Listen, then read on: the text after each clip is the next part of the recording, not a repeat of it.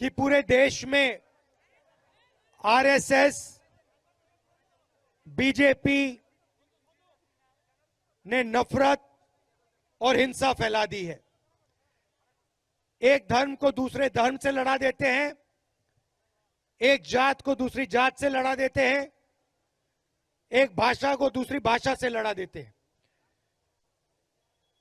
करते क्यों हैं? ध्यान इधर उधर करना चाहते हैं। उनका लक्ष्य सिर्फ एक है कि आपका जो धन है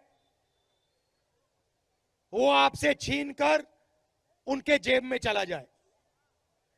इसीलिए हमने भारत यात्रा की, किलोमीटर चले, किसानों से मिले, मजदूरों से मिले, युवाओं से मिले, माताएं और बहनों से मिले।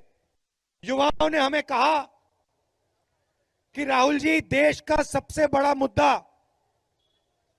बेरोजगारी है। हम डिग्री ले लेते हैं, कॉलेज में पढ़ लेते हैं, यूनिवर्सिटी में पढ़ लेते हैं, स्कूल में पढ़ लेते हैं, मगर आज के हिंदुस्तान में हमें रोजगार नहीं मिल सकता है। ये बात सही है, गलत है? किसानों ने कहा हमारे को अपनी मेहनत का फल नहीं मिलता, सही पैसा नहीं मिलता, सही दाम नहीं मिलता। हम अपना पूरा खून पसीना लगा देते हैं, जान निकल जाती है, और फिर चाहे वो धान हो, गेहूं हो, उसका हमें सही पैसा नहीं मिलता। ये हमने मुद्दे भारत जोड़ो यात्रा में कन्याकुमारी से कश्मीर तक उठाए। महंगाई का मुद्दा उठाया तो लोगों ने हमें कहा कि देखिए, आप कश्मीर से कन्याकुमारी तो आप चल लिए, मगर असम, मणिपुर, नागालैंड, अरुणाचल, उड़ीसा, यहां तो आप चले नहीं, यहां तो आप गए नहीं।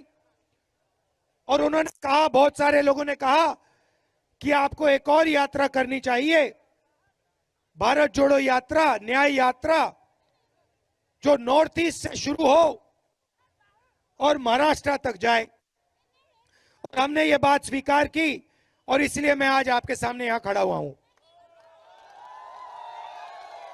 अब आप जानते हो असम में क्या हो रहा है, आप जानते हो। हिंदुस्तान का सबसे भ्रष्ट चीफ मिनिस्टर कौन है? क्या नाम है उसका? तो पूरा देश जानता है, पूरा असम जानता है कि आपके चीफ मिनिस्टर और उनका पूरा परिवार सबसे भ्रष्ट लोग हैं।